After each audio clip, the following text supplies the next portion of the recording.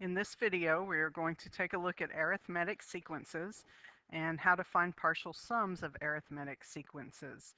So first thing will be how to identify, and then finding a particular term of the sequence, and then how to find the sum. Remember to set your paper up in Cornell Note format and write down your essential questions. The definition of an arithmetic sequence is just a sequence where all the consecutive terms have a common difference. So you have to be able to either add or subtract the same number to each term to get the next term.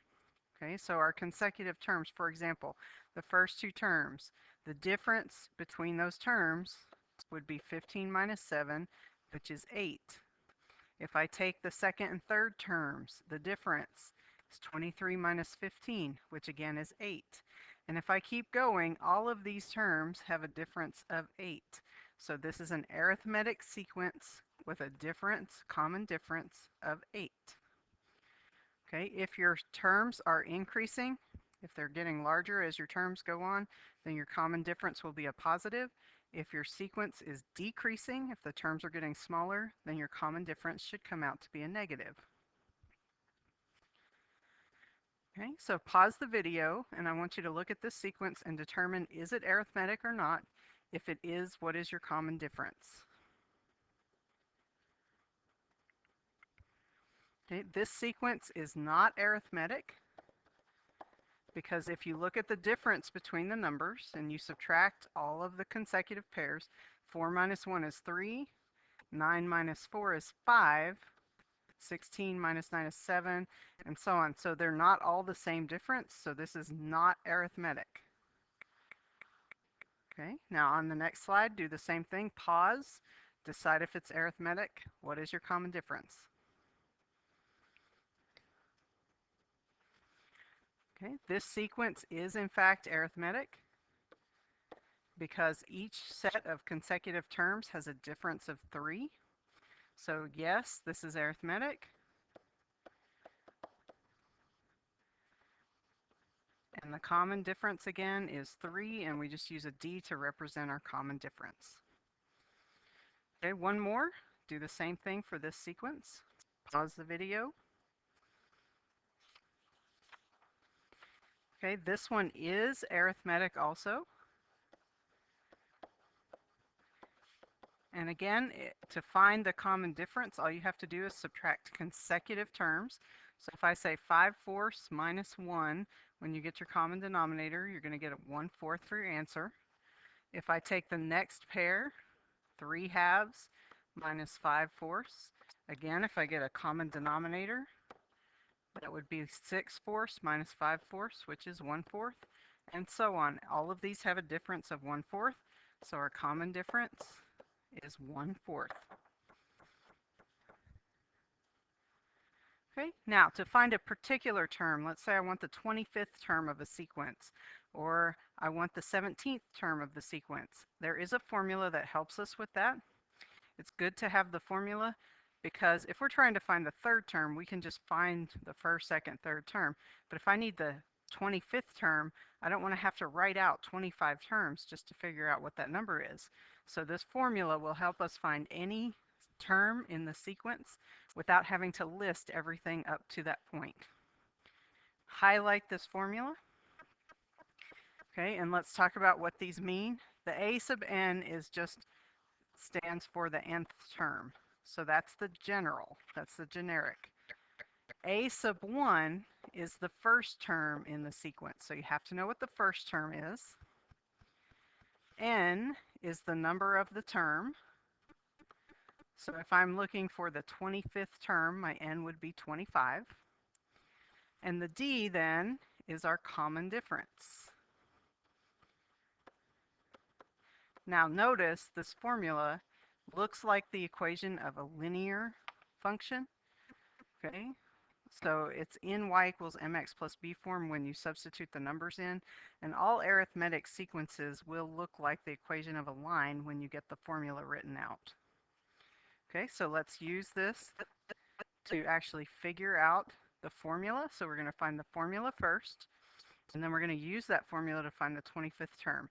pause the video, see how far you can get, and then press play when you're ready to start again. So the first thing we need is our formula. So a sub n equals the first term plus the number minus 1, the number of term, times the common difference. Now when you're writing the formula, you will still have every term that has an n. So that's like your variable. Like when we do linear equations, we still have y and we have x. We will still have a sub n and we will have n, but we need to substitute for everything else. Okay? So a sub n equals, a sub 1 is my first term, and it says in the problem that the first term is 2, okay, plus n minus 1 times d. D is our common difference, and again in the problem it says our common difference is 3. Now let's go ahead and simplify that, get rid of the parentheses. So I have 2 plus 3n minus 3 when you distribute. Combine like terms, and we end up with a sub n equals 3n minus 1. And notice again that that looks linear, mx plus b. Okay. Now, the problem also asked us to find the 25th term. So if I'm trying to find the 25th term, that means my n is 25. So I plug in the 25 for n, and then I just work it out. So 3 times 25 minus 1 would give me 74. Knowing the formula allows me to get to that term quickly without having to write out the first 24 terms. Okay. Now, to find the sum of a finite arithmetic sequence, notice this says finite. That means we have to have a specific number of terms. We cannot do an infinite arithmetic sequence. Okay, the capital S stands for sum. I'd like you to highlight this formula again. The n is the number of terms that we are finding the sum for. So if I want the sum of the first 25 terms, then my n would be 25. My a sub 1 doesn't always have to be the first term, but it's the term that you're starting with.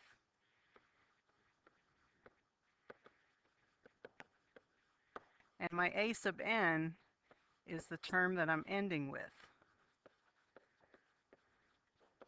So if I want the sum of the first 25 terms, then my a sub 1 would be the first term. My a sub n would be the 25th term. Okay? And again, S stands for sum. Okay, so let's look at an example. We're going to find the sum of all the integers from 1 to 100. So we could write them all out, all the numbers between 1 and 100, and we could add, or we can use our formula to get there more quickly. And here's our formula again. S sub n equals n over 2 times a sub 1 plus a sub n. Well, what is our n in this problem? If I'm adding up all the integers from 1 to 100, that means I'm going to have 100 terms. So I am finding the 100th partial sum. Okay, and again, the number of terms is 100 over 2. My a sub 1 is the first term, and since I'm starting at 1, that would be my a sub 1. My a sub n is the last term, so the last integer is 100. And now all I have to do is the computation. So I would end up with 50 times 101, which is 5,050. Okay, a lot faster to use the formula than it would be to write out all the numbers and try to add them together. Okay, now this time we're going to find the 150th partial sum of the sequence. Okay, and this time they listed out the sequence for us instead of just giving us a starting number and an ending number. Okay, now 150th partial sum means that we're adding up 150 terms. So again, you don't want to have to write out 150 terms and then start adding. So let's use our formula. And you might want to pause the video and see if you can get this on your own, and then start it back up. Okay, so our n is the number of terms that we're adding together, and if it's the 150th partial sum, then I'm adding together 150 terms. My a sub 1 is my first term, which is 5. And my a sub n is the 150th term, which I do not have. So I'm going to have to pause in working the sum out, and I'm going to have to figure out what the 150th term is. So to do that, I'm going to go back to the formula for a particular term, which was the a sub n equals a sub 1 plus n minus 1 times d. Okay, so I want the 150th term. Again, my first term is 5. N minus 1, my n was 150 because I want the 150th term. And the d I'm going to have to get by looking at the numbers that were given. And you'll notice, remember, if they're arithmetic, they're all the same distance apart. They have a common difference, which is 11. So d is 11. So my 150th term is 5 plus 149 times 11. And when you multiply that out and work it out, you will get 1,644. So that is my 150th term. So I can put that in my formula now. And I'm going to work this out. So 150 divided by 2 is 75. And plus 16 or times 1649.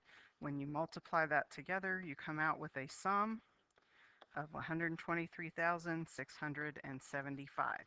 So sometimes it might be necessary to use the formula to find a particular term when you're finding the sum if you're not given all the information up front. Okay, now another way they could write this out for a partial sum is using the summation symbol. And this time we are adding up from the 10th term to the 100th term. And again, you know this is arithmetic because this is the equation of a line. 6 times n would be a linear equation. Okay, so we can use our formula for the sum of an arithmetic sequence.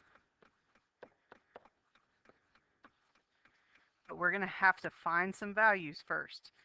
Okay, so our n, let's think about our n.